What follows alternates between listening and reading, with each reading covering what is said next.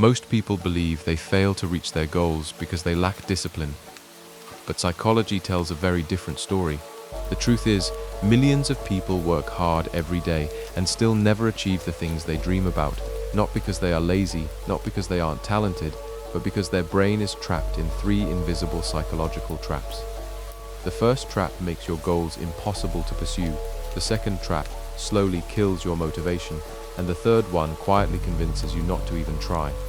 Once you see these patterns, you'll start noticing them everywhere, in your friends, your co-workers, and maybe even in your own life. So the real question is not why some people succeed.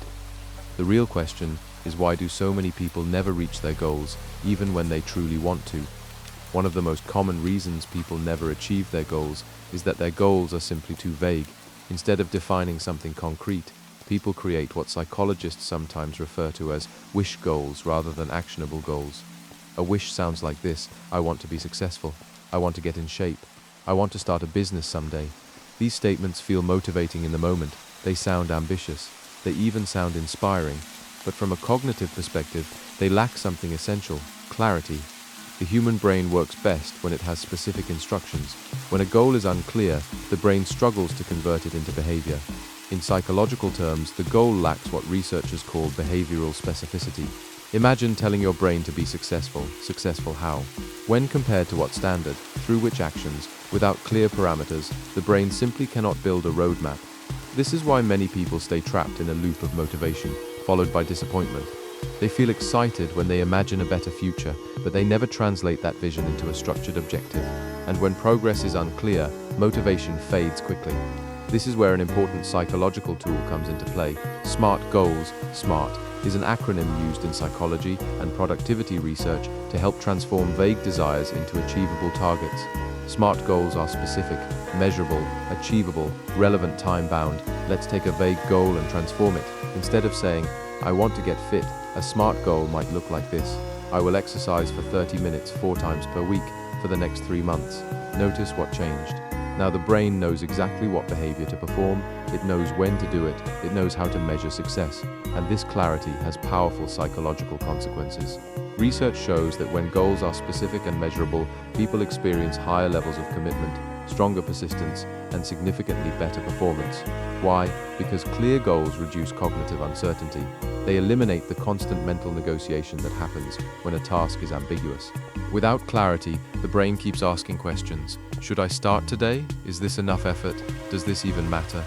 With a clear goal, those questions disappear. Instead of negotiating, the brain executes. Another important psychological factor is feedback. When a goal is measurable, you can see progress. And progress is one of the strongest motivators for human behavior. Every time the brain perceives progress, it releases dopamine, the neurotransmitter associated with motivation and reward. In other words, progress literally fuels motivation. But if a goal is vague, progress is invisible. And when progress is invisible, motivation slowly dies. This is why many people feel like they are working hard, yet never moving forward. The issue is not always effort. Often, the issue is definition. A poorly defined goal is like trying to hit a target in the dark. You might shoot arrows all day, but you will never know if you're even aiming in the right direction. Even when people define a clear goal, another psychological barrier often appears: the absence of a real plan.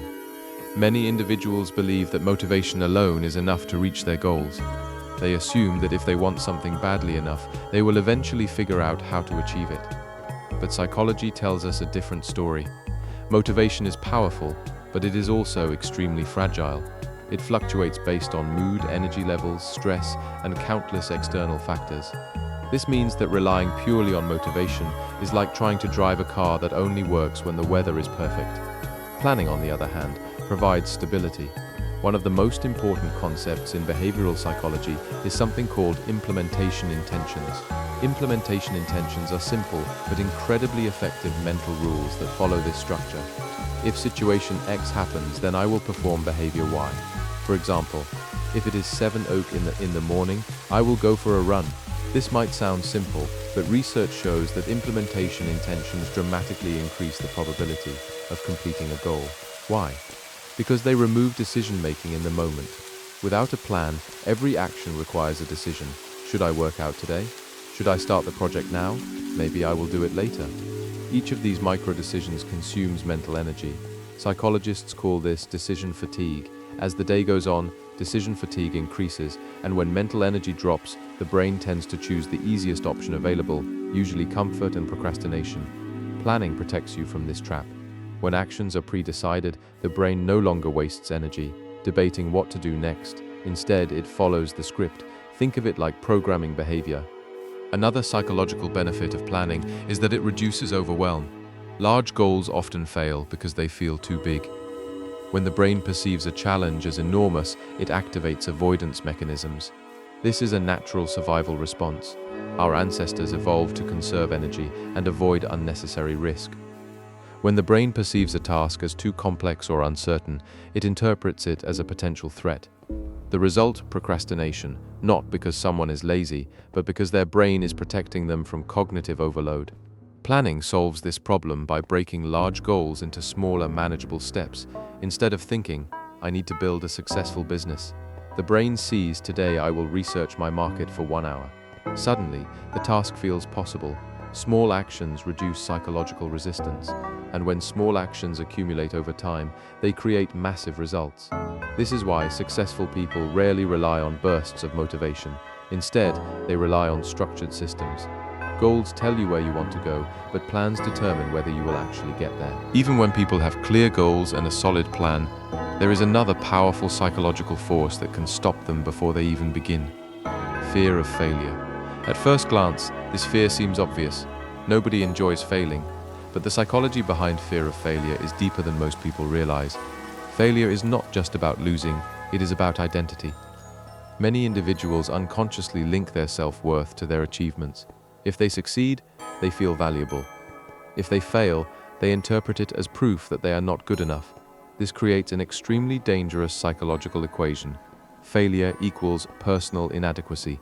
And when the brain believes this equation is true, it begins to avoid situations where failure is possible. This avoidance can appear in subtle ways. People delay starting projects. They overthink decisions. They wait for the perfect moment. But often, perfectionism is not really about high standards, it is about protection. If someone never truly commits to a goal, they never have to face the possibility of failing at it. From a psychological perspective, this is known as self-handicapping. Self-handicapping occurs when individuals create obstacles that protect their self-esteem in case of failure. For example, someone might procrastinate until the last moment. If they fail, they can say, "I could have done better if I had more time." Their identity remains intact. The real tragedy is that this defense mechanism also blocks success, because avoiding failure also means avoiding growth. One of the most important mindset shifts supported by psychological research is adopting what psychologist Carol Dweck calls a growth mindset. A growth mindset views abilities not as fixed traits, but as skills that can improve through effort and learning. From this perspective, failure is no longer a verdict. It becomes feedback. Every failed attempt becomes information about what works and what does not. This shift dramatically changes behavior. Instead of asking, "What if I fail?" the brain begins asking, "What can I learn?" And when failure becomes data instead of identity, people become far more willing to take action. In fact, many of the most successful individuals in the world have one thing in common: they failed repeatedly before achieving their goals. The difference is not that they avoided failure. The difference is that they refuse to interpret failure as the end of the story. Because psychologically speaking, the only true failure is the moment someone stops trying. And when clear goals, structured plans, and a healthy attitude toward failure come together, something powerful happens. Progress stops being accidental, it becomes inevitable.